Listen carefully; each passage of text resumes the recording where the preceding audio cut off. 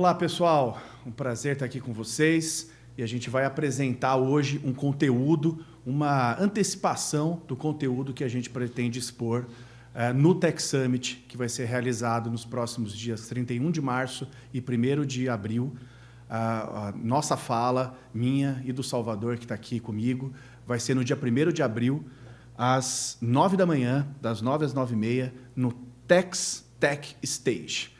Então, se você está interessado em ouvir um pouco mais sobre os impactos do reembolso de despesas na reforma tributária, acompanhe esse vídeo até o final e já receba aqui o nosso convite, já esteja convidado, então, para o Tech Summit, para poder discutir com a gente esse tema lá no dia 1º, às 9.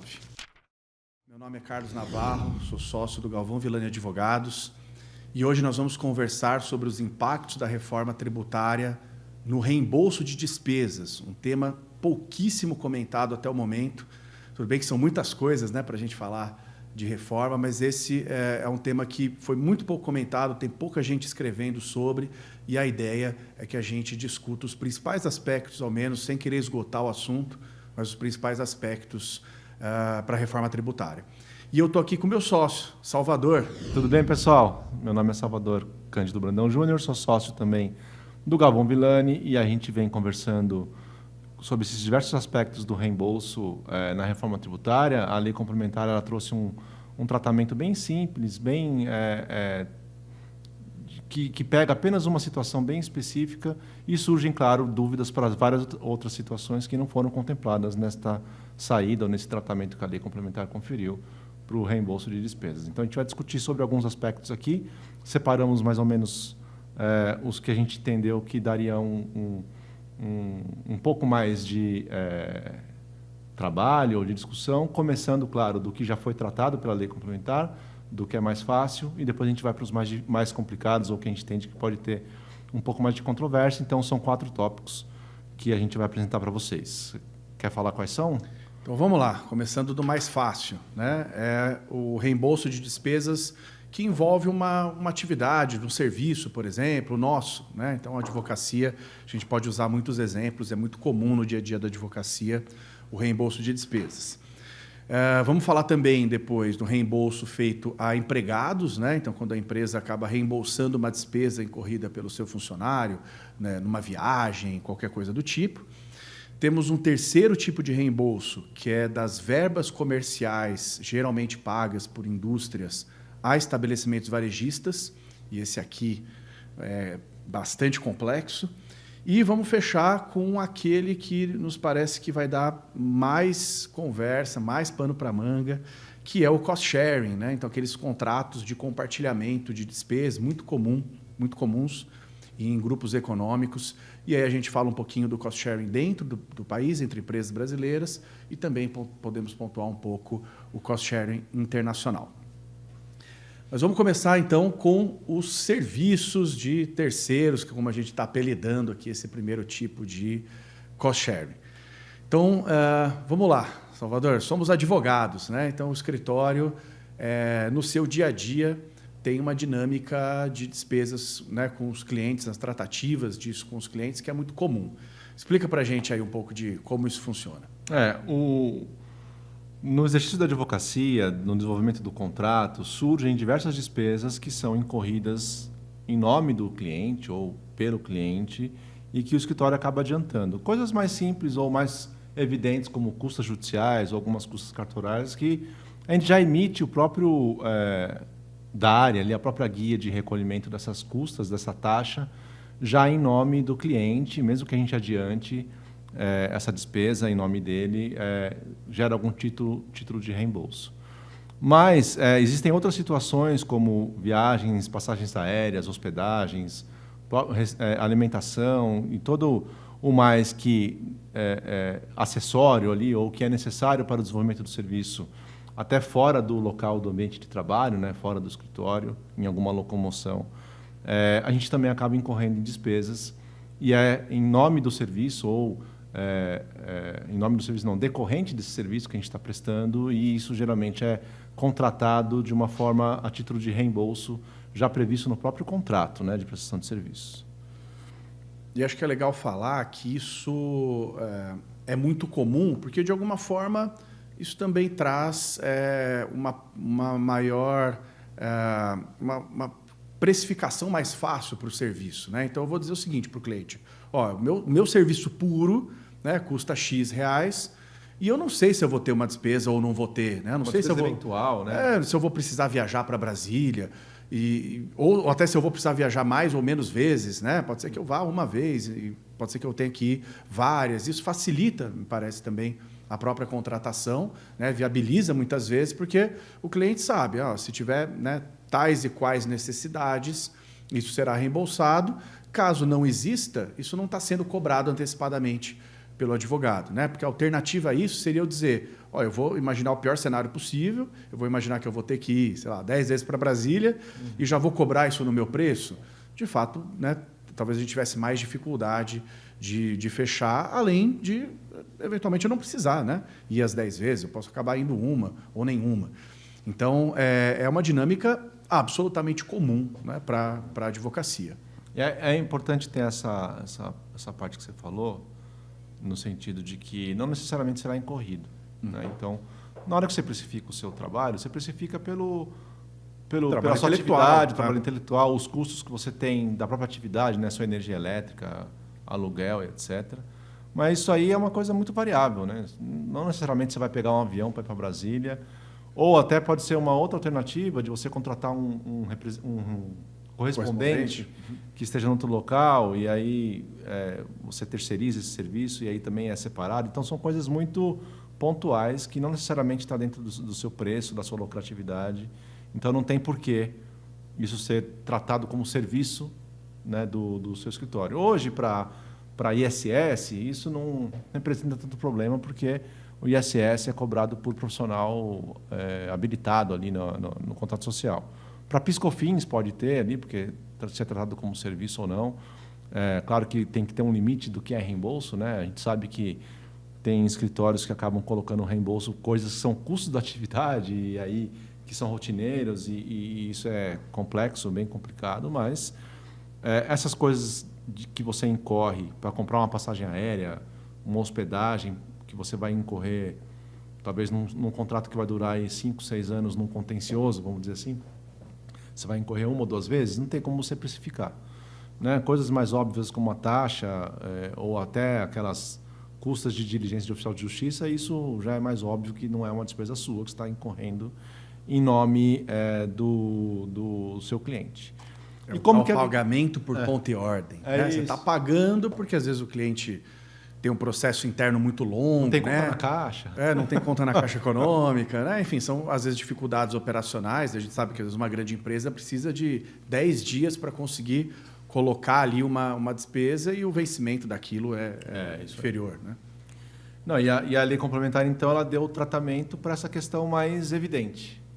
Né? Então, tem o dispositivo na lei complementar que ela diz: vai ser reembolso se a despesa que você incorrer for mesmo por conta e ordem do terceiro, e quem está cobrando isso de você já emite o documento fiscal em nome do seu cliente. Então, você paga, mas como está em nome do seu cliente, você reembolsa essa despesa. Então, um hotel, se você vai se hospedar num hotel para fazer sustentação oral em Brasília, por exemplo, já pede para o hotel emitir a fatura em nome do seu cliente, você paga ali no momento e enfim, isso tudo está tratado na lei complementar. Isso é uma questão mais simples, né? Agora me explica melhor, Salva, como que isso está na lei complementar. Então, vamos lá, 2 exemplos, né? O hotel. Ou o hotel e a passagem. Vamos imaginar que a mesma viagem envolve um hotel e uma passagem. No primeiro caso da passagem, a agência de turismo né, que eu contatei, enfim, colocou lá junto com a companhia aérea e fez o documento ser emitido em nome do meu escritório. Mas no hotel não, eles fizeram um procedimento diferente e a nota fiscal do hotel sai em nome do meu cliente. E aí, como que essas coisas vão ser tratadas, então, a partir de janeiro, 1º de janeiro de 2027? Então, de novo, isso com o ISS não gera muitos problemas, né? Até porque o escritório de advocacia, ele, se estiver no regime do lucro presumido, principalmente, né, ele não tem crédito de nada, nem de PiscoFins. O ISS também é um tributo cumulativo, então a hospedagem que você tomar nesse serviço não vai dar crédito de nada. Mas no IBS e na CBS vai ser diferente, né? Não cumulatividade ampla, incidência ampla. Então, se a fatura do serviço que você está tomando, seja passagem aérea, rodoviária, hospedagem, vir no nome do escritório, é um serviço tomado pelo escritório, e o escritório vai ter crédito de IBS e CBS. E aí, quando ele, na verdade, ele não vai estar pedindo reembolso, né?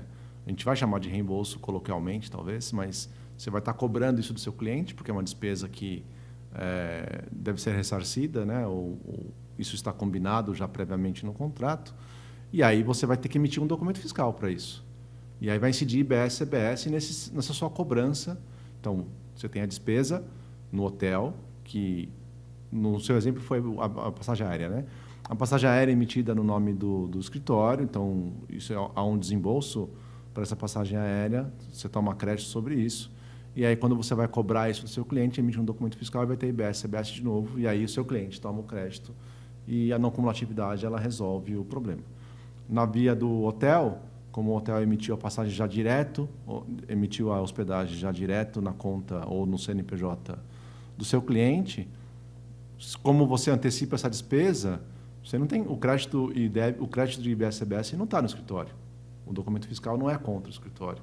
Então, aí sim é o reembolso tratado pela lei complementar, né? Você está assumindo uma despesa em nome de alguém que o contrato ou a nota fiscal já está emitida em nome desse alguém, desse terceiro. Então, por isso que é tratado na lei complementar como reembolso essa hipótese específica, né? E reembolso, portanto, fora da base de cálculo, né, da incidência do IBS-CBS. Então, aqui é interessante, acho que você tocou em alguns pontos bastante interessantes.